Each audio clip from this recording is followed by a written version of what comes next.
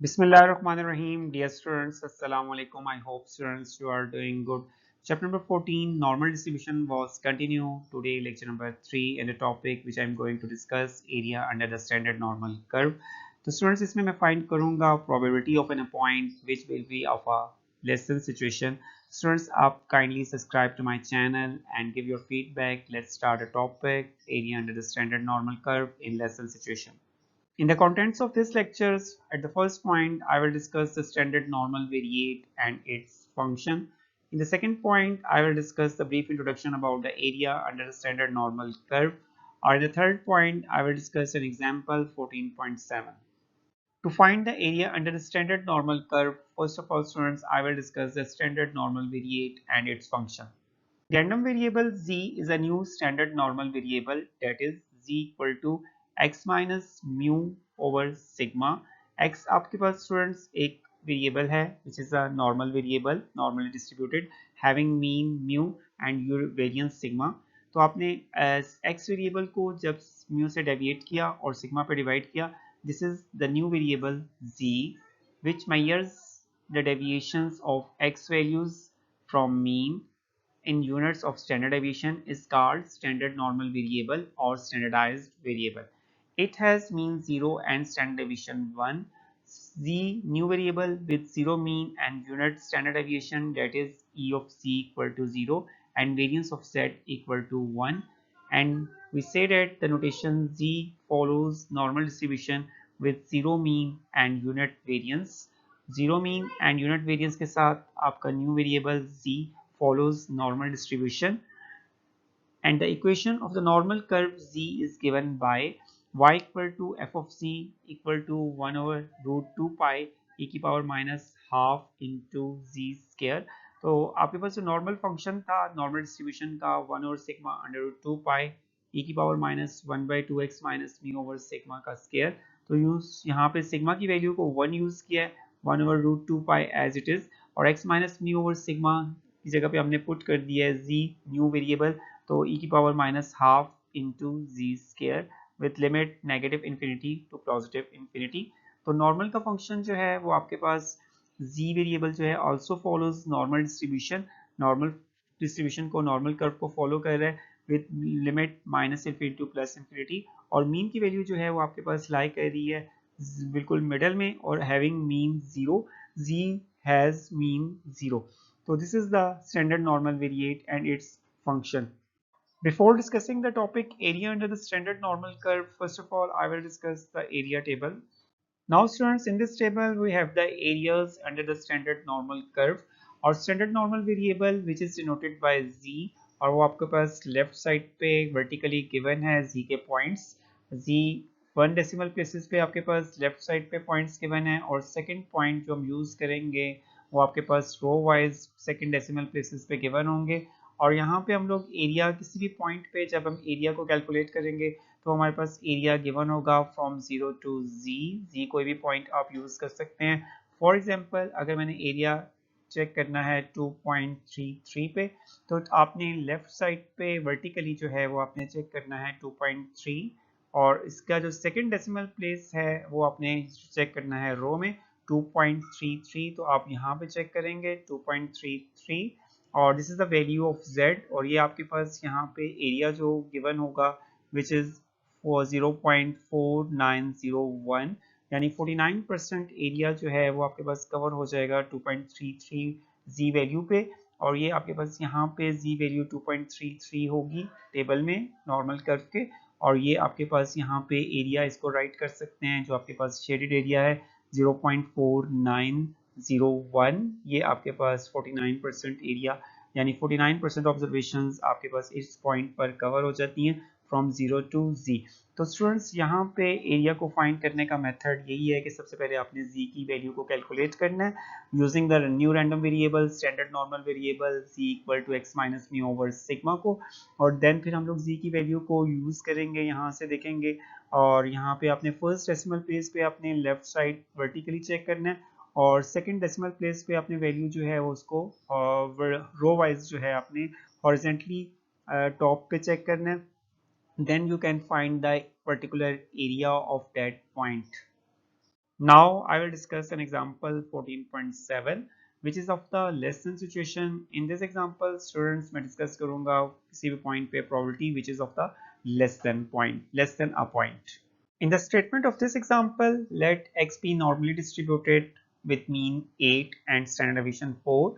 Here, the variable x follows normal distribution with 8, mean 8 and standard deviation 4.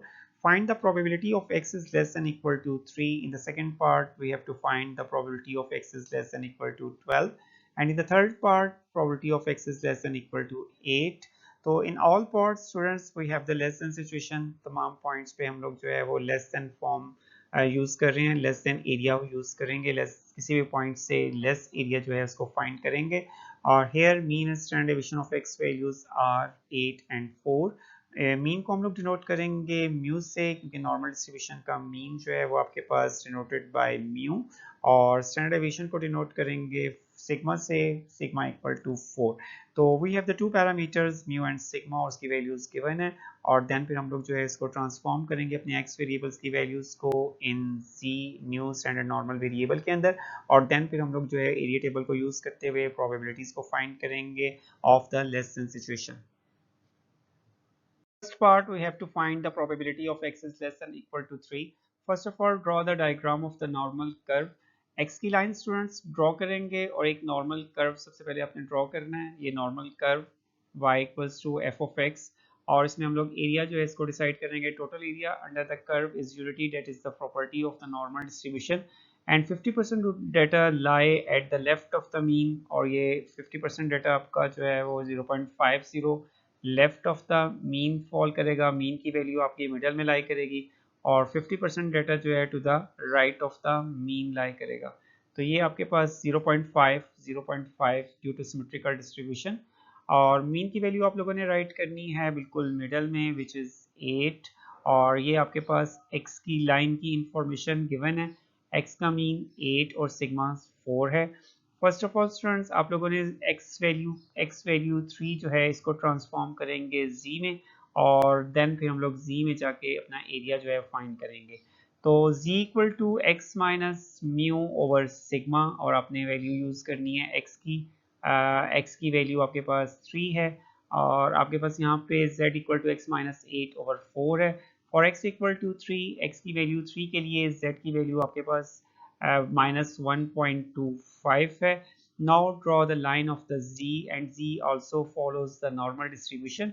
तो इसके बिल्कुल parallel हम लोग एक लाइन ड्रॉ करेंगे z की, z variable standardize normal variate के लिए, with limit minus infinity to plus infinity, और देन फिर बिल्कुल x की वैल्यू के पैरेलल. x की वैल्यू आपके पास 3 है, और ये आपके पास लाई कर रही है मीन से पहले लेफ्ट साइड पे, तो आपने इसको अप्रोक्सीमेटली यहाँ पे ड्रॉ कर देना है अकॉर्डिंग टू मीन. मीन की वैल्यू 8 है और x की वैल्यू आपके पास 3 है, और 3 के पैरेलल जब हमने 3 की वैल्यू को यूज़ किया और z की वैल्यू को जनरेट किया, तो आपके पास z की लाइन पे आंसर होगा -1.25, और आपका z का मीन जो है वो बिल्कुल 0 है, ऑलवेज इक्वल टू 0. तो बिल्कुल इसके मीन के 8 के बिल्कुल पैरेलल आपने एक लाइन ड्रॉ करनी है. तो ये मैंने यहाँ पे मीन 0 शो कर दिया है. और उसके बाद हम लोगों ने जो एरिया फाइंड करना है students less than equal to 3, it means that 3 से कम आपने एरिया जो है इसको फाइंड करना है. तो इसको आप लोग शेड कर सकते हैं. तो ये एरिया जो है हमें जो है फाइंड करना है, शेडेड एरिया, यानी इस एरिया की प्रोबेबिलिटी फाइंड करनी है, और ये आपके पास लेस देन इक्वल टू 3, और z में जो है ये आपके पास -1.25 से लेस एरिया जितना भी है इसको फाइंड करेंगे. तो फॉर दिस पर्पस आपने सबसे पहले जो है वो राइट करना है x is less than equal to 3, इसकी प्रोबेबिलिटी हमने फाइंड करनी है, और इसको आपने राइट करना है z में बिल्कुल इसके पैरेलल. तो z में हम लोग फाइंड करेंगे less than equal to -1.25, z is less than equal to -1.25. Now students आपने अब अपने एरिया को ब्रेक करना है. तो 1.25 को फर्स्ट ऑफ ऑल हम लोग जो है अपने एरिया टेबल में चेक करेंगे, और वहाँ से अपनी एक एरिया वैल्यू जो है उसको कैलकुलेट करेंगे, उसको फाइंड करेंगे. तो 1.2 को स्टूडेंट्स आपने एरिया टेबल में जाके लेफ्ट साइड पे वर्टिकली 1.2 को 5 में चेक करना है और आपको वहाँ से एक एरिया जो है वो मिल जाएगा और ये आपके पास एरिया होगा 0.3944। ये हमारे पास एरिया आ जाएगा जो कि ये वाला एरिया है जिसको मैंने ब्लू शेड कर दिया है। ये आपके पास एरिया जो है हमने अपने एरिया टेबल से इसको फाइंड कर लिया। देन फिर स्टूडेंट्स आपके पास 50% एरिया जो है लेफ्ट पे है और आपने शेडेड एरिया जो है इसको मालूम करना है। जो आपके पास यहाँ पे इसको मैंने येलो शेड किया है तो आपके पास यहाँ पे टोटल एरिया जो है minus infinity to plus minus infinity to zero, ये आपके पास 50% एरिया है। This is the large area, ये आपका यहाँ पे बड़ा एरिया है। और नेगेटिव -1.25 से लेके 0 तक का एरिया आपको गिवन है 0.3994। और बड़े एरिया में से हम लोग जो है वो इसको माइनस कर देंगे इसका स्मॉलेस्ट एरिया और हमारे पास रिक्वायर्ड एरिया जो है वो फाइंड हो जाएगा जो कि लेस देन इक्वल टू 3 है, जो कि लेस देन इक्वल टू -1.25 है। तो स्टूडेंट्स आपने राइट करना है पहले अपना बड़ा area probability of negative infinity to 0। तो दो पॉइंट्स के दरमियान में एरिया को राइट करने के लिए आपने इस तरह से इसको राइट करना है, नेगेटिव इन्फिनिटी लेस और इक्वल जी लेस और इक्वल, ये आपने दोनों साइंस यूज़ करने हैं। दो पॉइंट्स के मिडल में जो एरिया हम फाइंड करते हैं तो माइनस इन्फिनिटी से प्लस इन्फिनिटी जो 0 से है एरिया ये आपका 0.5 है और नेगेटिव 1.25 से 0 तक का एरिया ये हम लोग जो है वो माइनस कर देंगे according to diagram, according to situation. तो नेगेटिव 1.25 राइट करेंगे और उसके लिए less equal z less equal 0, ये इस तरह से राइट करना है। दो पॉइंट्स के दरमियान में जब भी आप एरिया फाइंड करेंगे तो आपने इस तरह से इसको राइट करना है। और आपके पास फर्स्ट एरिया 0.5 है, इसको राइट कर दीजिए और देन फिर आपने 0.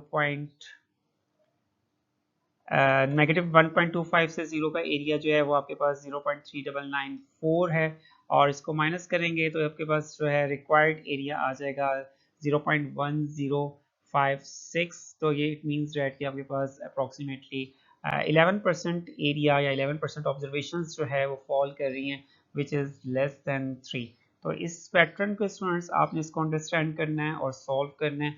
फर्स्ट ऑफ ऑल z को x को ट्रांसफॉर्म करना है z में और z की वैल्यू को आपने प्लॉट करना है अपने डायग्राम में और x की वैल्यू को अपने डायग्राम में शो करना है और मीन्स को शो करना है। उसके बाद आपने एरिया को शेड करना है और जो रिक्वायर्ड z का पॉइंट है उस पर आपने एरिया को फाइंड करना है और जो भी एरिया आप फाइंड करने जा रहे हैं वो आपका 0 to z एरिया होगा जो कि आपको from table area table normal curve का 0 to z एरिया टेबल जो है उससे आपको मिल जाएगा। और जो शेडेड एरिया जो आपने किया है येलो एरिया जो कि लेस देन इक्वल टू 3 है, ये आपका फाइंडिंग एरिया है। इसको मालूम करने के लिए आपने यहाँ पे इस सिचुएशन के अंदर 0.5 एरिया से आपने माइनस कर दिया है जो आपको नहीं फाइंड करना है एरिया 0.3994। तो इस तरह से स्टूडेंट्स आप लोग जो है कैलकुलेट कर सकते हैं कोई भी पर्टिकुलर पॉइंट पे एरिया जो कि लेस देन एनी पॉइंट है।